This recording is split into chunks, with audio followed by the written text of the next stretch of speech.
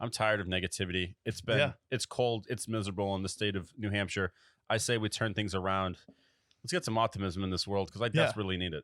Yeah, it's time for optimism in this world, and it's time for the top 5 teams according to the Brickyard, and it's official. We have the documents with the top 5 teams in the NFL, starting with a team that was on a bye this week, a team that I just needed to get that Broncos loss further out of my mind for me to really anoint them as a top 5 team again, and that is the Kansas City Chiefs. And while it is fun to put them as the number 1 team week in and week out, it's just gets repetitive with the Chiefs. So I'm putting them here at 5 just because I haven't seen enough from their receivers. However, their defense has been really encouraging. This is the best defense that Patrick Mahomes has had. It's a top 5 defense in the NFL. If you tell me Brady, Manning, Rodgers, or Mahomes gets a top 5 defense, typically the hypothesis to that algorithm, the hypothesis to that equation is them getting to and winning a Super Bowl. And I think they have a great chance with Patrick Mahomes this year. However, there are a ton of other good defenses in the NFL.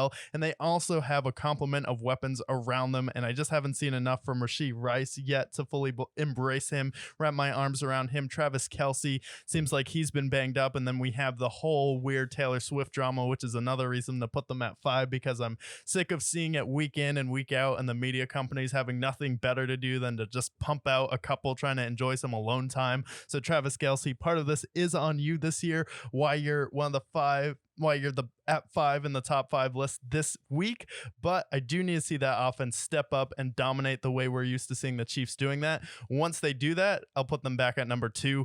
But at number 4, I have a team that beat the Kansas City Chiefs on opening night. That is the Detroit Lions. What the Detroit Lions do this week, they went to LA, beat the crap out of the Chargers. They got Josh McDaniels fired because they beat the Raiders so bad on Monday Night Football. And now Jared Goff is showing that he can be a winning quarterback. He can be the solution when you lose someone like Matt Stafford. Sam Laporta is stepping up the play calling, getting Brock Wright a touchdown, running the ball with Amon-Ra St. Brown, and David Montgomery is back. When this team was at its best, it was running the ball with David Montgomery, and then they're trying to find a way to get Jahmyr Gibbs involved. Well, David Montgomery has to take a step back, rehab his injury, and then Jahmyr Gibbs goes for 184 total yards for a rookie running back, which is absolutely phenomenal, electric. Then you add Jameson Williams, and then you bring back David Montgomery for this team. This team still has another level to get to that it hasn't yet achieved. And then you have 7 straight times they stopped the Chargers on the goal line, just refusing to let them score, inevitably give up the touchdown, but just in the face of adversity, they weren't going to let them run that ball in, and they want to force them to pass it. So I have the Detroit Lions at number 4 for all of the reasons above, and Dan Campbell, Ben Johnson, Aaron Glenn, we all know what they're about. So at number 4, I have the Detroit Lions. At number 3, have the Baltimore Ravens. Baltimore Ravens have blown 3 leads in the fourth quarter.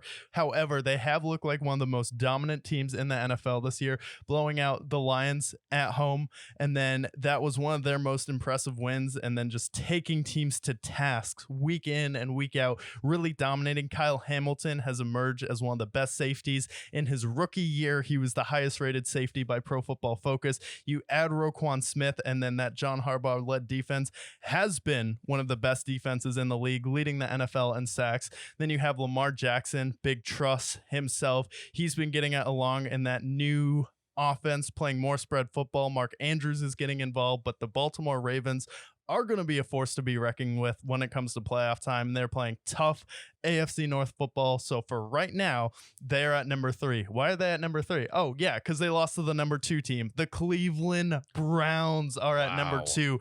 Coming into this year, I was like, Jim Schwartz as the defensive coordinator. That's an interesting pickup for the Cleveland Browns. I want to see how this manifests and materializes itself throughout the season. And so far, it has led to Myles Garrett having the best year of his career, their defense being one of the most dominant defenses in the NFL. And while on paper, the Ravens defense may be better statistically, I like the Cleveland Browns grit. I like their tenacity better. They have that Cleveland mentality. What did we need to see from them, though? We need to see Deshaun Watson down, well, we did 24-9, and they were able to come back. He bounced back from throwing a pick six on his first play. Was really just a great play by Kyle Hamilton where he's able to run it in, actually walk it in for the touchdown, but Deshaun Watson said, no, not on my watch. He went, he got a massage, came back into the game. The jaw rule of the NFL is back at it again, where he's running for first downs. He's able to get the ball to David Njoku.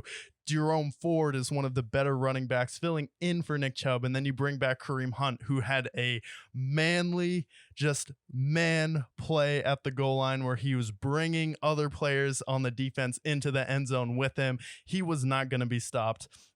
And then you have Juan Thornhill getting the pick six to ice this game. And then you win a game on the road against the Baltimore Ravens when you didn't have a fair shot against them the first time without leading for a single second on a walk-off field goal. And then you go out there feeling really good about yourself. You have the same record as the Ravens, but they haven't had their bye yet. But you're looking to be the top of your division after Thursday Night Football this week. So I have the Cleveland Browns because of that Jim Schwartz-led defense, because of the Kevin Stefanski offensive line, run game, screen game, and Deshaun Watson being himself and being able to make plays and then putting his team on another level because now they're able to come back when they're down by 2 scores and lean on that defense. So Cleveland Browns, number 2.